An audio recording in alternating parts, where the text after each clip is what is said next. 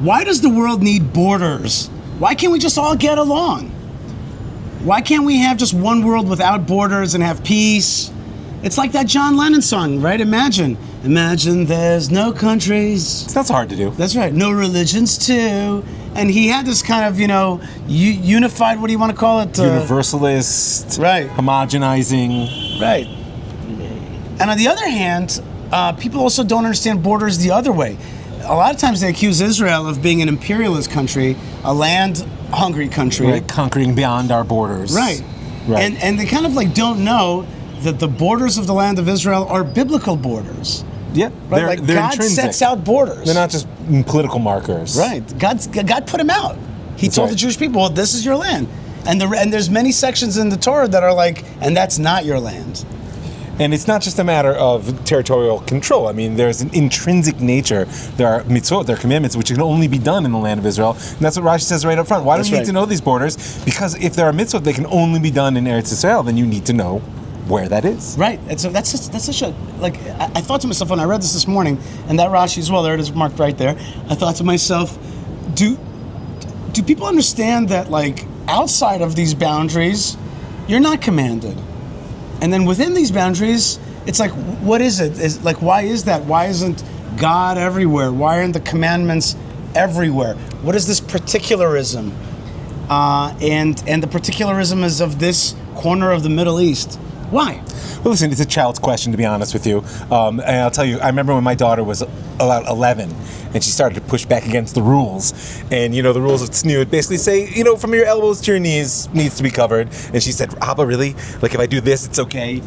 But that it's not. This is okay. It sounds a little absurd. And I said to her, yes, absolutely. And you've just discovered one of the most important things about laws, which is that without a boundary, there is no value. Right. You can say you believe in modesty, but until you're able to say this is modest and that's not, it's just an abstraction. The other way to look at it is nobody would think it's strange that I have to pay county taxes over here but not over there, because this is the end of the county. And when I'm outside of the county, you can't tax me. That makes sense to everyone. Well, why is it so confusing that I have to take tithes if I grow my grapes here, but not there? Well, That's the nature of law. Maybe it's hard to understand why God, who created the world and has the whole world in his hands. Yes, I know. Great phrase. Why is it that he would pick this land and this place and these people? The particularism bothers people. It does. It really bothers people. It bothers them because if there's a holy land, there's probably holy people who belong to that land, and why isn't it me? And people feel outside. My answer to people when they ask me that, I say to them, well, you're not a priest. I'm also not a priest. Within my priesthood, there's another priesthood. And I have to relate to that priesthood as the priesthood. Yes. And I can't be that, but they give me a kind of something to yearn for, strive for, to look up to. And that's also very important in this world. Listen, I think that when you push aside the obvious psychological issues that everybody wants to be the special one, right? I just think that it's a myth that there's a world where everything is equal and the same, and you wouldn't want to live in it if you could pull such a thing off. Why not? Because you look around the world, and diversity and difference is actually the nature of nature. Right. It's what gives life its power. So we as the Jewish people are who we are, and we've been chosen, and let's not forget, we come from a culture of obligation, not rights. That's part of the problem. In a culture of obligation, to be chosen means you have more to do, more ways to serve. Right. Doesn't mean you have more privileges. And yes, this people needs a land, and not only needs it, this land and this people are together with the Torah. Symbiotic. One, as Rob Cook says, it's a chativa atzmit. It's an intrinsic unit. It's not some means to an ends of political or even spiritual unification. It's simply an existential reality. And the other answer to that, by the way, when you say, well, why would God want? The only real answer to that question is, I don't know. But that's the way it is. Well, maybe because the example that comes to my mind is the famous example of the Israeli army, which was floundering until they created a special unit called the 101 unit, which later became the Sayeret Makal unit. And its goal was to, do commando operations, but it had another goal, which was to raise up the whole army. And when you have something to look up to, a Moses, a Jewish people, an Aaron, a land of Israel, a land that you go to and get re-energized, reborn, and then you go back and spread that light to wherever you are. That's the way the world works in a healthy way, instead of this homogenization that you were talking about. It's something to reach to. So you're touching something I see in my counseling a lot, which is a real problem in our world. Is our world abhors exceptionalism, right? You hear that? Oh, Jewish exceptionalism, American exceptionalism. But you know what we've lost in that abhorrence is the idea of excellence.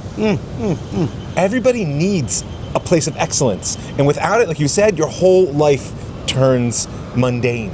Right. There needs to be something in your life, in your world, as a people, which represents excellence, and I believe you're correct. It lifts everything up. That's right. Well, let's read a little bit of the Bible together, because that's what this is about. This is about our Torah portion, and this is for Jew and Gentile lovers of Bible around the world. Join us today. You got that heavy American accent when you said that. Okay, lovers of Israel, and it's true. There's a lot of folks, even in the United States, but really around the world, from Holland, Australia, Africa. People reach out to me all the time. Ireland is what would bring out your Russian accent. That makes me a little nervous. That's good. That's right. Let's take a look at the Torah portion of Masa'eh, which is in Numbers 33, verse 54. I'll read it in Hebrew. We'll translate it together. והתנחלתם את הארץ בגורל למשפחותיכם. לרב תרבו את נחלתו, למעט תמעיטו את נחלתו. So you will divide up the land through goral, lots. Yeah, lots. A lottery, yeah, sure. However, while it's to lots, a big family, you give a large section, and to a small family, you give a smaller section. Asher yitzeh lo sham hagoral, where the lot points to, lo yeh. It's going to be for that family. Lematot avotechem titnachalu. For the families of your fathers, you shall inherit. However, verse 55, very famous verses, two of them. Ve'im lo torishu et yoshvei haaretz. If you do not evict the dwellers of the land, mipnechem, from before you, v'haya asher tatiru mehem, those that will be left behind will become lesikim be'enechem, will become like thorns in your eyes. Thorns in your eyes, sninim betzidechem. And I don't know, a different type of thorn in your side. Right, thorn in your side. Yeah, that's where the expression comes from. That's where the expression. V'tzareru etchem, they're going to bug you. Ala aretz, on the land asher atem yoshvim ba, which you are trying to settle in, trying to live in. This is maybe the single scariest verse in the Bible. Yeah. V'haya kasher damiti lasot lahem eseh lachem.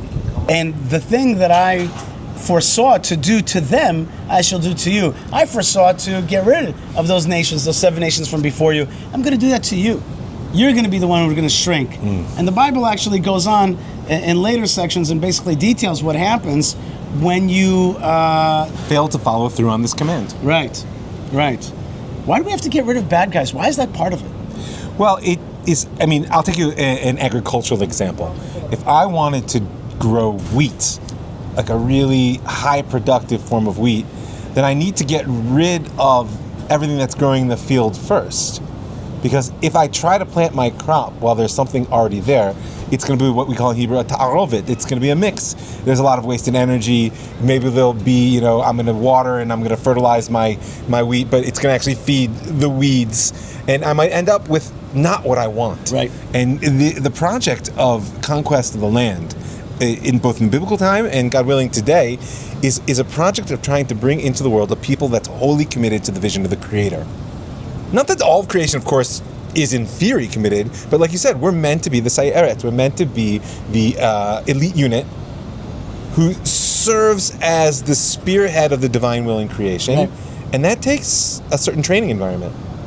I think also, if we're in our land and the world is whole like that, then other people are in their lands. There's something like the puzzle fits, and so other puzzles that I kind of mixed around can fit.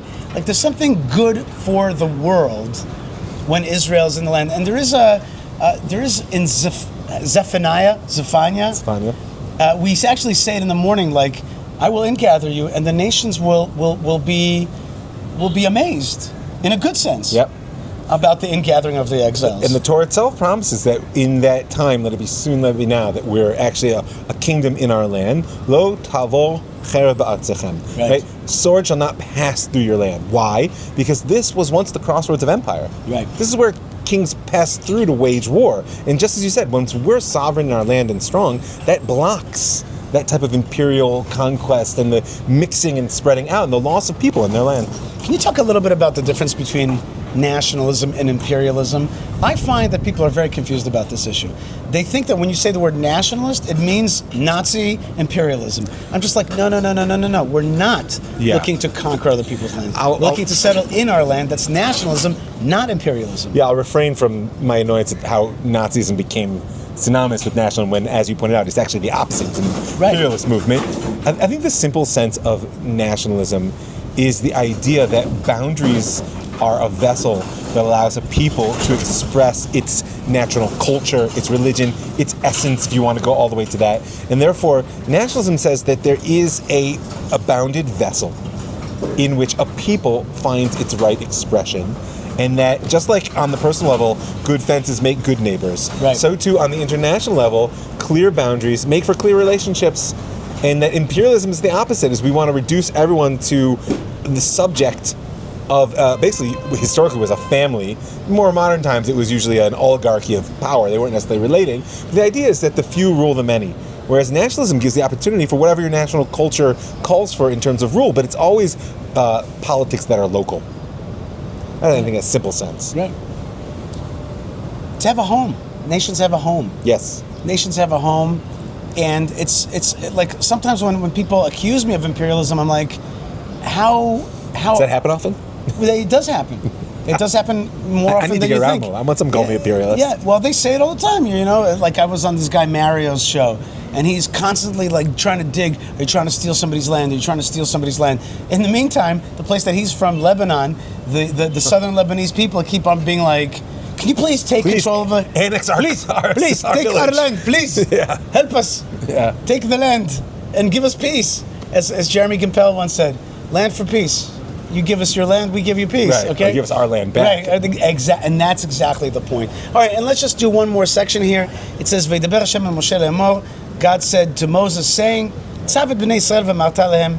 Command the children of Israel and say unto them, "Ki atem ba'im el eretz Canaan," for you are coming to the land of Canaan. You are entering the land of Canaan. Zot ha'aretz asher tipol lechem b'nachala. This is the land that's going to fall for you as your inheritance. Eretz Canaan l'gvuloteh. It is the land of Canaan to its borders.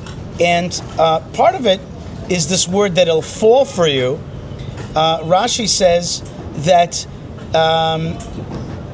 he made the angels, the ministering angels of the 7 nations fall to the ground. He made the ministering angels fall. Tied them hand and foot and put them at Moshe's feet, And so too, you shall conquer this land, as though God really wanted to clean this land out from the licentiousness of the previous peoples.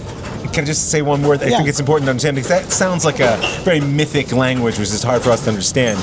But today we understand that the attempt to return to being our people in our land also involves toppling the idols of culture, the idols of false religion, the other ideologies. So meaning we're not just fighting people with guns and etc. We need to take the legs out from under the ideologies that oppose us. Right.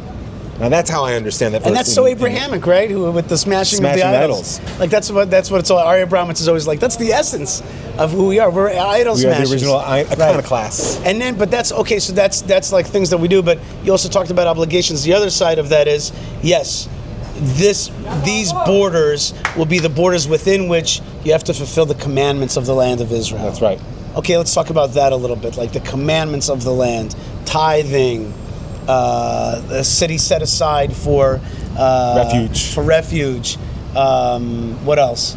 I mean, the tithing is a big. I mean, they're leaving the corners of your field for the poor. Fallow, right? Separating out for the priests, for the Levites. Bringing your produce up 3 times a year to Jerusalem. Many of the sort of sacrifices, what's called Maser Sheni, the second tithe, which is basically a conspicuous consumption that every person is required to do in Jerusalem. 10% of their income. It's yours. You get to eat it, but you got to do it here in the right place. You got to come up to Jerusalem. That's right. I don't know if Talpiot counts in that halachic sense, but it does. It definitely does. So. It definitely does. And also, look at the view. Look, it's awesome. It's so alive. It's so alive. This good land is bringing us together. I want to finish up by telling you a story from a famous Rabbi Teichtal who wrote the Ema Banim Smecha. Sure. And he's got a lot in his introduction. He was writing it all from memory, but he says... In an attic in somewhere. He says he's running from the Nazis, and he loses his tefillin, his prayer tefillin. He says he asked a student for one pair of tefillin, the Rashi tefillin. He asked for another student. He gave him a Rabbeinu Tam tefillin, and somebody gave him a talis, a prayer shawl. And he says, and I had all these things, but I kept losing it because I didn't have a talis bag. I didn't have a tefillin bag for my stuff. He says, that's the land of Israel. It holds all these things together. It puts us together. It puts all that different holiness into one place. We're living in a time of the ingathering. You never hear Tucker talk about the ingathering. That's the big one. The two big ones in my mind, the ingathering and the building of Jerusalem. It's a powerful image. You know, they say Archimedes was famous for saying, give me a lever and where to stand and I can move the world. For Am Yisrael, our lever is the Torah. Right. And Eretz Yisrael is where we stand. Love it. And our mission is to move the world. Love it. And so therefore the ingathering is an absolute necessary precursor to redemption. Jews and lovers of Israel throughout the world, the Torah portion for this week is Matot Masa'eh. It's Numbers, around 33. You can find more information about that at places like Chabad.org or Aish.com. Aish.org, I don't remember. But there's great websites to help you learn this week's Torah portion. I want to thank you, Rav Mike. How can people reach you? RavMike.com. You'll see everything that I do. You can reach me there. RavMike.com. So simple. And for us to keep building Israel together, it's BuildIsrael.com. So simple, so correct.